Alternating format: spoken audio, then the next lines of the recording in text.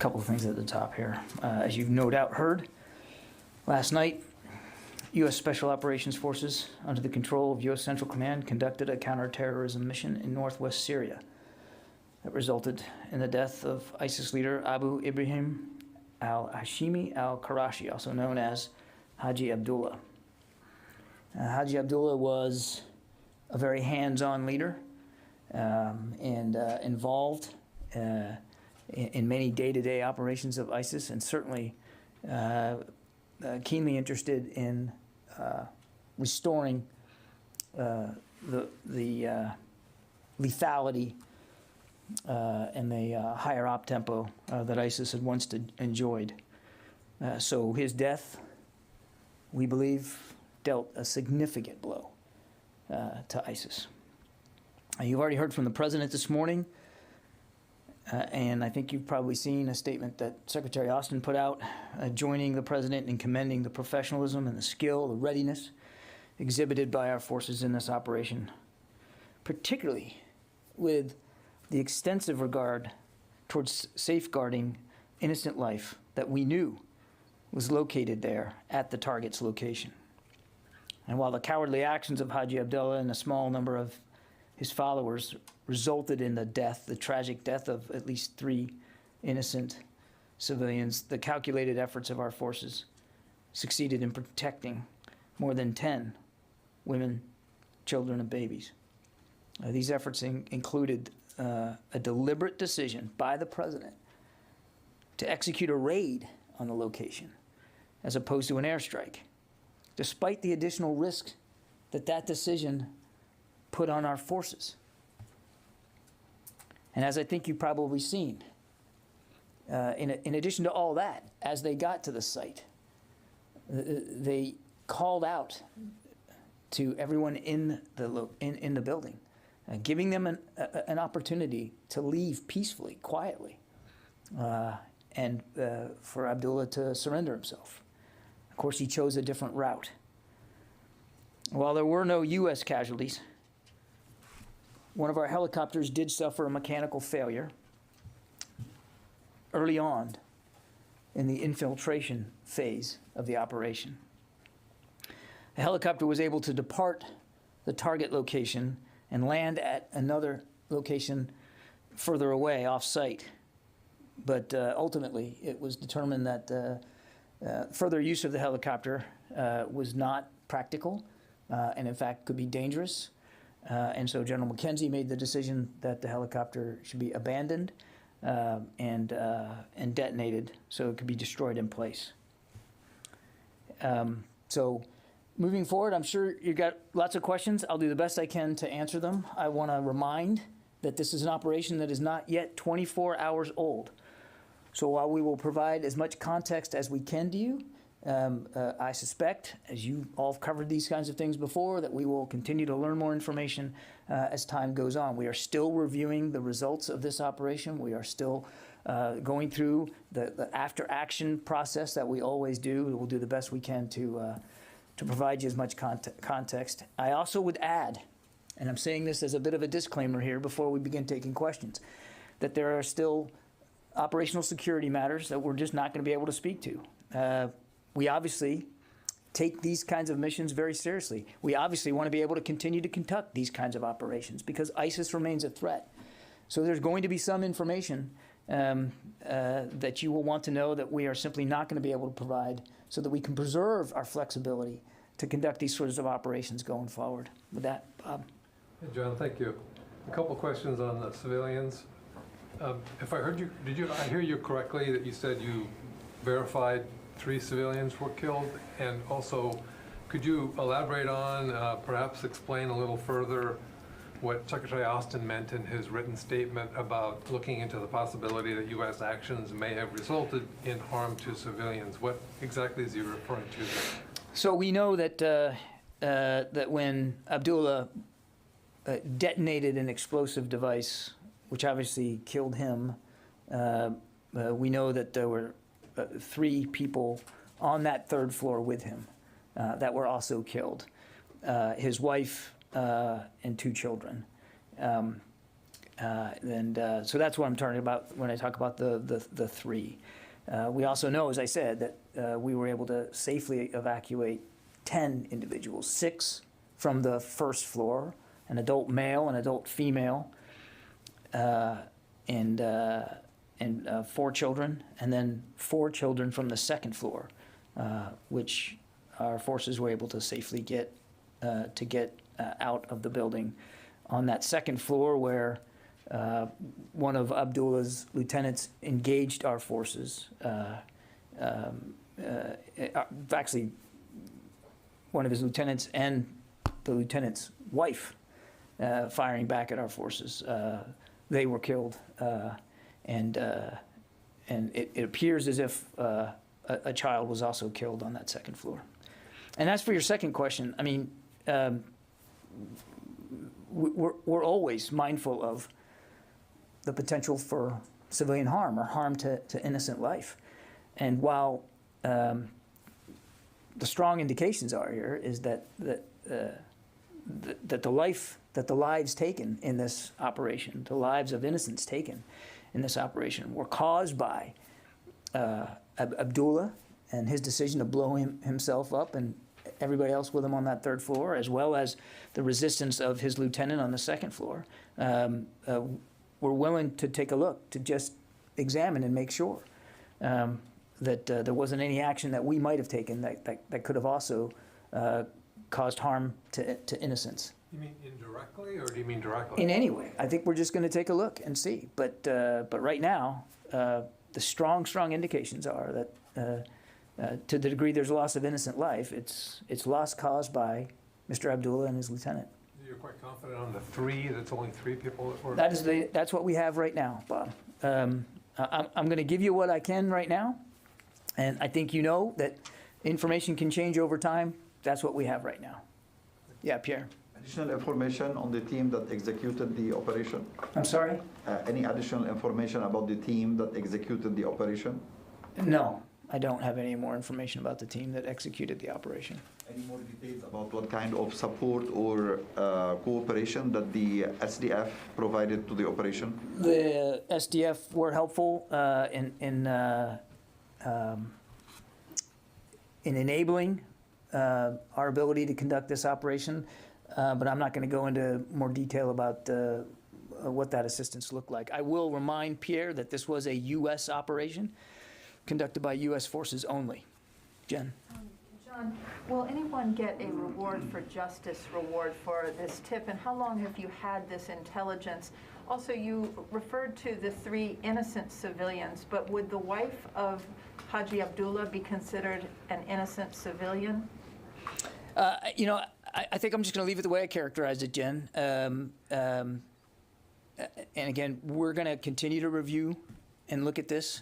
I think I'm just going to leave it the way I described it. And as for the reward, I don't have any updates on that. Yet there was a $10 million reward on his head, but I don't have any updates on whether that award can or will be claimed. And then on the intelligence, I would just tell you that this operation was literally months in the planning. And of course, a strong basis for being able to conduct an operation like this is valuable intelligence that comes from multiple streams. And again, without getting into more detail than that, there was, as obviously because of the success of the operation, I mean, the intelligence was a mosaic that allowed us the level of awareness and fidelity of information to be able to conduct this in the way we did. Was he responsible for the Abbey Gate bombing? I don't have a direct connection to speak to in terms of that. However, he was the leader of ISIS, and it was an ISIS-K attack. But what we do know is he was a hands-on kind of leader. We know that that he certainly had knowledge of and was at least maintaining a level of situational awareness during the Hasaka prison break last week. We know that he was directly involved in the massacre and the rape of innocent Yazidis back in 2014. This is a man that we should all be happy is no longer walking on the face of the earth. Cord. I got a bunch. Did you get DNA of him and have positive DNA? Is that how you were able to identify? Can you tell us a little bit more about that? Can you, if you got a bunch, let's Yep, take okay. one at a time. Great. All right. We were able to identify his body through fingerprints and DNA analysis. On site? On site. Okay. Can you Well, explain? the fingerprints were on site. It took a little bit longer to get the DNA analysis, so it was a combination. Can you give us a little more detail about this firefight that occurred sort of towards the end of the 2-hour time frame that they were on the ground there? Some locals or something? What was that? And a couple people were killed? Yeah, towards the end of the operation, there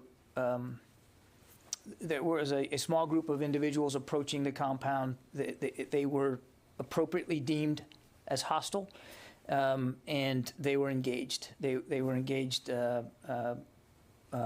and we know that in that engagement, 2 of them were killed, and that resulted in the end of that hostile activity. The remaining individuals left the site. Were they engaged on the ground or via air, by the air? I don't know exactly. I know that at least some engagement came from the air, but I can't be sure that there wasn't some engagement from the ground. Can you say, do you know who the lieutenant was? You mentioned he and his wife were killed. I mean, was this someone relatively senior? It was a senior lieutenant of Abdullah. I don't have the name. You could say it was a deputy. And then, was this mission a kill or capture mission? Was there ever an effort to try to take him alive? Without getting into the specifics of the orders, this was a raid against Abdullah, and again, he decided to kill himself and others before coming into direct contact with the assault force. He did not fight back. The objective was to finish his leadership of ISIS, and that was achieved. And then finally, the question I'm sure all of us are wondering, was there a dog involved? What was its name? And do you have a photo? I do not know. I do not know, and I do not know. Can you take that question? I'll take all 3. Thank you very much. You're welcome. Louis. John, why did the mission take 2 hours? What was the process? I mean, was there a calculated process to get civilians out of this building? Was that a part of the delay? Because it sounds like 2 hours on the ground is quite a long time for one of these kind of missions. So it's a great question, Louis. First of all, the plan was to have them there for 2 hours. From the get-go, the plan was for 2 hours on site. And it speaks to the level of care that U.S. Special Operations Forces used in this mission, which was designed to preserve innocent life. To go to the site as they did, first of all, it was securing and isolating the site. Then it was to get innocents and, quite frankly, to encourage Mr. Abdullah to leave the site. And that's why they used a bullhorn and made several call-outs, beseeching everybody in that building to leave. And that takes some time, too. You want to make sure you make a good faith effort to do that, and we did. They were engaged. There was an explosion on the 3rd floor and engagement, gunfire from the building, and then they went in. And obviously, you want to process the site as best you can, get as much information as you can, and of course, in this regard, because he chose to end his life the way he did, to be able to identify and then safely leave the site. So honestly, from soup to nuts, the original plan was to have them there for 2 hours, and they were there for just about exactly 2 hours. I think the characterization has been by other officials that that he detonated this explosive very early on after the arrival of the troops? I mean, do you have a notion of how quickly he did that? Or was this a long, drawn-out process? Yeah, I don't have the exact minute-by-minute tick-tock, but that characterization, as I understand it, is accurate. It wasn't long after they isolated and secured the site and began the call-outs that there was a large explosion on the third floor, which turned out to have, of course, been Abdullah killing himself and the family members that were with him on the third floor, and putting at significant risk everybody else in that building. I have one more, please. Yeah. The Kabul air drone strike and the repercussions that have happened since then, we saw the Secretary issue his guidance recently. Did that factor in at all into the notion of that we're going to go in with ground troops in an a raid as opposed to a drone strike? What factored into that decision, Louis, was our long-standing practice of trying to minimize civilian harm. Not what happened on the 29th of August or on any other day, but a long-standing desire to minimize civilian harm. And the president made that decision. And it was a significant decision because it involved putting our troops at much greater risk in order to do it this way. But that's in keeping with a long-standing desire by us to try to minimize civilian harm as much as possible. Oren? Just a follow-up question on civilian casualties. You said there were 3 on the third floor, the wife and 2 kids, but you also said it appears as if a child was also killed on the second floor. Yeah. Wouldn't that be 4? And Well, how that I was child referring when I was referring to the 3. I was talking about the context of him killing himself. And then who killed the child on the second floor? Again, I'm not going to get into blow by blow on every single event here. We are still processing this, Oren. It's not even 24 hours old.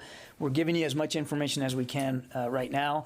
Information will continue to flow in, and as we can share it with you, we will. And one follow-up on a different But topic. let it not be forgotten, though, that we also, helped save 10 lives, including 4 kids on that second floor. So 10 people, mostly children, were able to get out of that building safely because of the care that was put into that mission. One follow-up question. Did any of those who took part in the planning for either the bin Laden raid or the Baghdadi raid take part in the operation or execution of this raid as well? I don't know. Yeah. About the children, those who are killed or those who are saved, who are they, do you think? Like, who are the civilians in the building? Again, I want to be careful here, as we don't have perfect knowledge of every single individual that was killed in this raid. We know Haji Abdullah was killed. We know his lieutenant that was on the second floor was killed. We know that when he blew himself up on the third floor, 3 others went with him. And we know of at least 1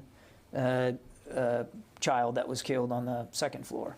But I don't have much more information to give you than that. And are there any civilians under U.S. custody right now? Where did the saved ones go after the operation? There's nobody in U.S. custody as a result of this raid. Just a follow-up on the helicopter. What was the mechanical issue with the helicopter? I would describe the mechanical issue as a drivetrain issue that rendered it not usable for future flight in the operation. What, did it get any fire or some damage? It didn't catch fire. It was a drivetrain issue. It didn't crash. It landed safely at an alternative location. They looked at it to determine whether it could be fixed and continued to be used in the operation, and it was determined that was not possible. So General McKenzie ordered that it be detonated and destroyed on site. All right? I haven't gotten any... That's a real quick follow-up. Yeah, go ahead. In addition to the people involved, was there other material like digital media that were recovered that could be useful for? Without getting into details, Bob, I think you know that it's common practice when we conduct raids of this kind to try to collect information and material that might help us in the continued prosecution of these kinds of operations and operations against ISIS, and I think that's as far as I'll go. Will it say yes or no? I'll just tell you, it's common practice for us to try to examine whether there's usable material that can help us in future operations, and I think I'll leave it at that. Carla Babb? Thank you. Hey, thanks, John, for doing this. I have 3 questions just to clear up some things. If those who were saved are not in U.S. custody, where are they? Are they in SDF's custody? Were they left at the scene? Can you clarify that? Clarification number 2, please. When you said the hostiles that were coming at the end, is it safe to assume that these hostile actors had weapons and they were engaged, as you were kind of referring to with Courtney, they were engaged with an airstrike? And then number 3, VOA has spoken to the SDF, and they said that the SDF says that U.S. launched the operation from SDF territory. Can you confirm that? And can you confirm that they were helping with the intelligence and the tracking of the ISIS leader? Thanks. There's nobody in custody, Carla. So there's nobody to tell you that they're in custody. And certainly no U.S. There's nobody in U.S. custody for sure. On the engagement towards the end of the operation, the other 2 that I talked about, there were clear indications that there was hostile intent. I'm not going to get into it more detail than that. Clear indications that there was hostile intent, and they were engaged. And their compadres left after that engagement. And then 3 on SDF, we appreciate the support that we got from the SDF. I'll leave it to the SDF to describe it in ways that they deem fit. I'm not going to talk about it in any more detail than that. Okay, Jeff Shogel. Thank you. Can you say what type of special operations forces were involved in the raid, such as SEALs, Delta, or Rangers? I'm not going to describe them in any greater specificity than I have. U.S. Special Operations Forces under the control of U.S. Central Command. Tony Capaccio. Hi, John. Two quick questions. What happened to his body? Was it carried away like what the U.S. did with bin Laden's body, or was it too badly damaged to do anything with? And 2, an administration official told reporters today that this had been planned for a long, long time. The president had been presented in December with a tabletop model of the compound or the building. Why was the raid now versus maybe 2 or 3 weeks ago or even a month ago? Can you give any shed any light on that? Yeah, his body was left at the site. As for the timing, it is correct. This was a mission long planned, months in the planning, as I mentioned to Jen. But look, you have to build enough context around the individual's pattern of life, and you have to factor in external factors that you don't get to control, like the weather. So lots of things go into making a decision about when you execute a raid of this complexity and this danger. And there were a lot of factors that had to line up to be just right. You have to, make sure that your intelligence is solid and that the individual that you're going after is in fact at the location you believe him to be, and that all the external factors, not just the weather, but the ability to operate at that particular time of day and have enough visibility, all those things factor in. So it was a multiple factors. It all came together such that this was the best window to execute this mission. And I would remind you that it's not like we were just sitting on our hands for those months. I mean, these, as you probably saw in the Secretary's statement, I mean, these Special Operations Forces conducted dozens of rehearsals to make sure that they could get this exactly right. Okay, Mike Brest.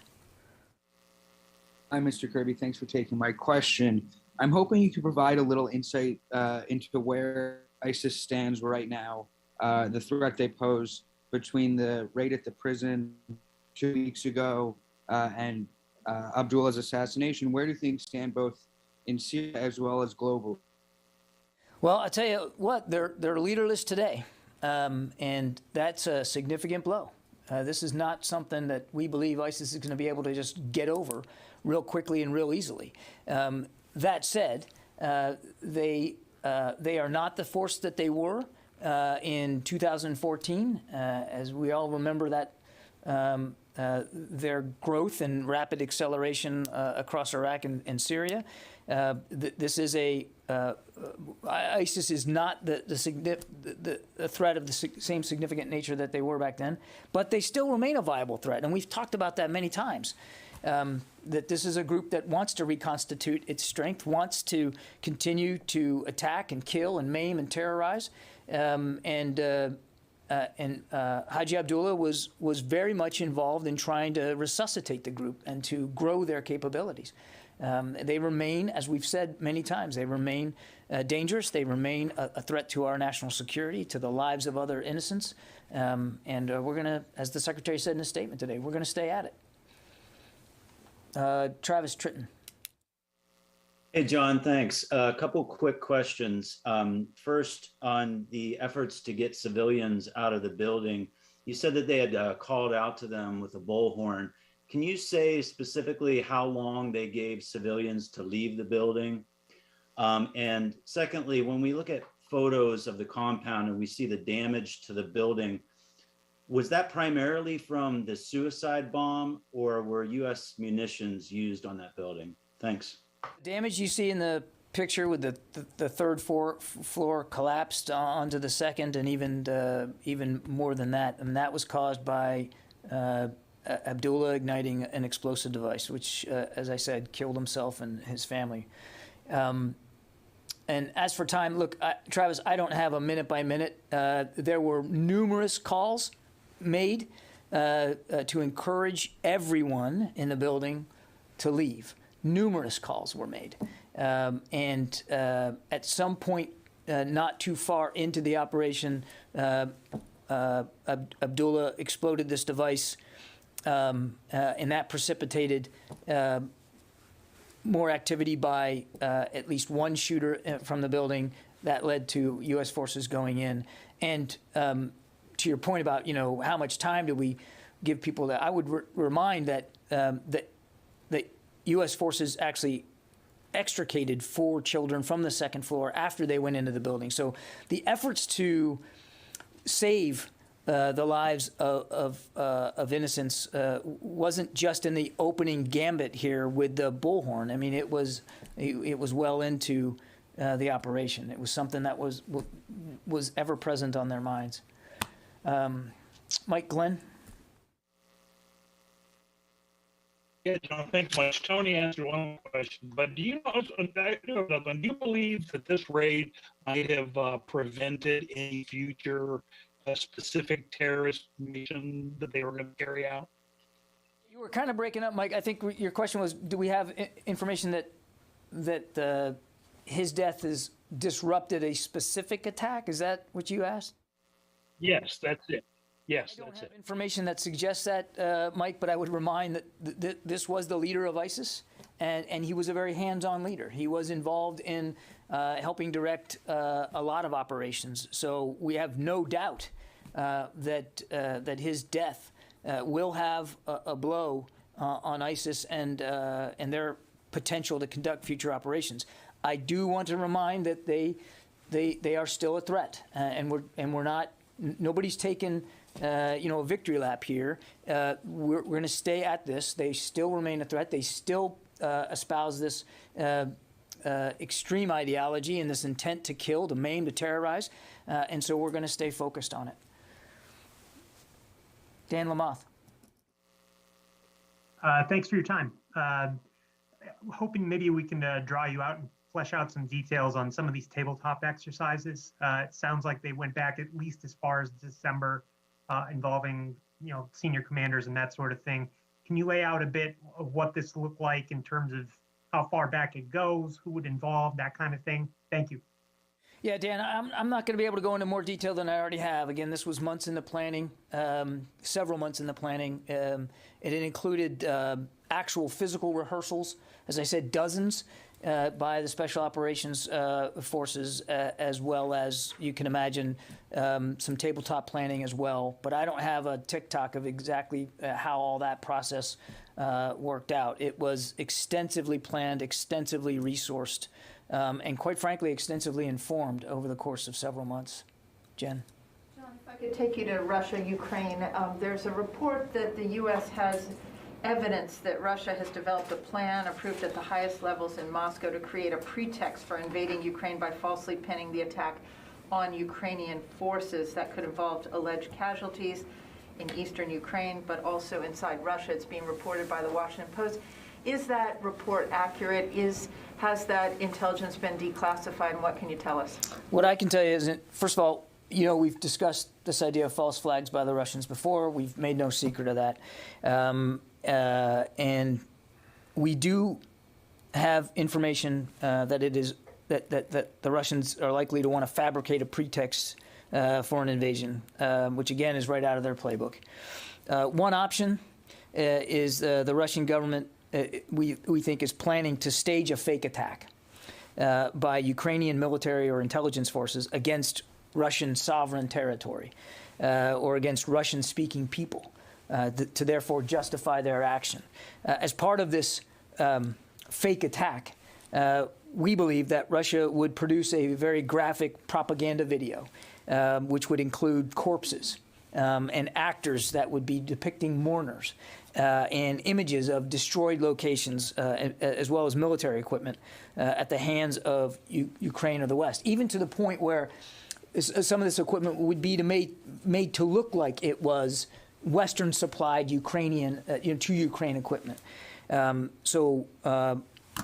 This is just one example that we can talk about today. We're watching this across the board. We've seen these kinds of activities by the Russians in the past, and we believe it's important when we see it like this, and we can, to call it out. This is being briefed on the Hill right now. Part of the Austin and Millie are on the Hill. They're on the Hill in a classified briefing to talk about the whole spate of things we're concerned about with respect to Russia and Ukraine. It's a classified briefing, so I'm obviously not going to get into an agenda item with you here in terms of everything they're talking about. But they're both up on the Hill communicating with members of Congress what we're seeing writ large and what we're doing about it to help our NATO allies. How do you know that it has been approved at the highest level of the Kremlin, this particular case? I would just say that our experience is that very little of this nature is not approved at the highest levels of the Russian government. And by that you mean Putin? The highest levels of the Russian government. Kelly Meyer. Hi, John. Thanks for taking my question. I have two, if I can. You mentioned the mechanical issue on the helicopter. Those involved okay, and any other issues we aren't aware of, or did everything run like clockwork? And the second, on the U.S. Army dismissing unvaccinated soldiers, are any of them the ones deploying or on high alert to deploy to Eastern European allies around Ukraine? I refer you to the Army in terms of who they're discharging with respect to the vaccine mandate, but I suspect that there's privacy concerns there, Kelly. So I don't want to speak for the Army, but I don't know that they're going to be able to give you that level of specificity. It remains a lawful order. It remains a readiness issue. The vaccines work, and we want everybody to take them and to keep safe, to keep their units safe. As for the helicopter crew, my understanding is that they're all fine. As we said at the top, there were no U.S. casualties, and that would include the helicopter crew. And it wasn't a crash landing. They landed safely. Again, it was a drivetrain issue that rendered that helicopter unusable for the rest of the operation. So obviously it was destroyed, but the crew are safe and sound. Sylvie from AFP.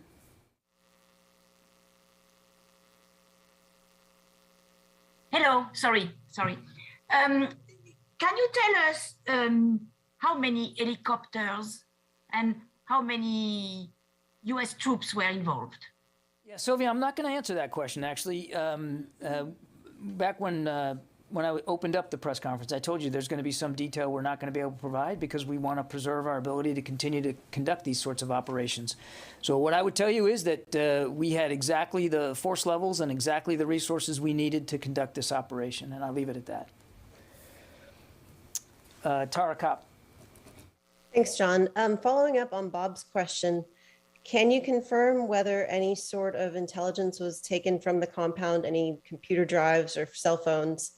And then secondly, to follow up on Louis' question, the decisions that were made in this raid, did they incorporate any lessons learned from the civilian casualty report done after the August 29th strike? Thank you. I've kind of addressed that second question before when Louis asked it. I mean, we always try to avoid civilian harm. This operation was of a completely different character than the airstrike that happened on the 29th of August.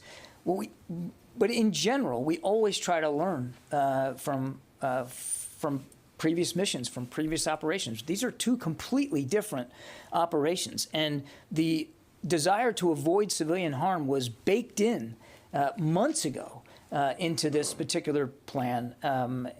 In fact, the decision itself to conduct a raid using special operations forces speaks volumes of the degree to which the president was trying to avoid civilian harm, and quite frankly, putting our forces at greater risk because of the decision to make a raid like this. And I'm sorry, but I should have written your other question down and I didn't do it. About the, can you confirm whether any sort of computer drives or cameras or anything else were taken from the compound that could provide actionable intelligence moving forward? Yeah, look, as I told Bob, I'm not going to get into talking about intelligence matters one way or the other. It is common practice when we conduct raids like this that we try to collect material that can help us and inform us in terms of our ability to disrupt future attacks and to conduct future operations. And I think I'm just going to leave it at that. Nancy Youssef. Thank you. I wonder if you could clarify a couple points. On the explosion that happened on the third floor, does the U.S. believe that the ISIS leader was wearing a suicide vest or that it was an explosive separate of that? And was it one explosive? Can you tell us if there was any deconfliction that happened with any other nation? And can you tell us who will lead the review of any possible civilian casualties by the U.S.? Thank you. There's been no decision to do a review or investigation right now, Nancy. This operation is not even 24 hours old. As the Secretary said, we certainly are willing to take a look to see if there's any possibility that anything that we did might have caused harm to innocent life, but I have no investigation or review to speak to today. As for the explosion, all I can tell you is what we've already said. There was a large explosion early on in the operation on the third floor, which killed Haji Abdullah and his family. We believe he detonated that explosion. We cannot say at this time exactly what this device was. So I'd leave it at that. And then you had your first question. I'm not good at, I got to write these down. What was your first question? Just to be clear, I was just asking when you say that review, though, that you said the Secretary would be doing. I'm just trying to understand who would do that. And then the question was there any deconfliction with any other nations in the run up to this? So look, we're not calling for a review right now, Nancy. Again, this operation literally just happened last night. What the Secretary said in his statement was we're going to take a look and see if there's any possibility that any action that we conducted might have led to the loss of innocent life. And if there is, then we'll make decisions follow on that. But I don't want to leave you with the impression that there's an investigation in the offing here. That's not where we are at this point. As for deconfliction, I would tell you that appropriate deconfliction at the appropriate time was conducted in order to make sure that this operation could proceed safely. And I think I'll leave that there. Appropriate deconfliction, as happens in that part of Syria, was conducted in this case. Let's see, Helene Cooper. Hi, thanks, John. Does this commando raid in Syria send a message of any kind to Vladimir Putin? This raid was not meant to send send a message to any other nation. It was meant to remove Haji Abdullah from his leadership of ISIS. And to that degree, it was successful. And we are immensely proud of the forces that conducted this, that planned it, resourced it, executed it, rehearsed for it. It says a lot about our capability in counterterrorism, our focus, our continued focus on the ISIS threat, and our ability to plan and conduct an execution of this magnitude and with this complexity, with the utmost of professionalism and skill, and quite frankly, secrecy. I'll take a couple more. Yeah. Did U.S. forces collect any information or documents, whatever, materials from the building? I've dealt with this question before a couple of times. It is routine that we try to collect useful material when raids of this kind are conducted. I'm not going to speak with any specificity about this one. Okay, thanks everybody. Appreciate it.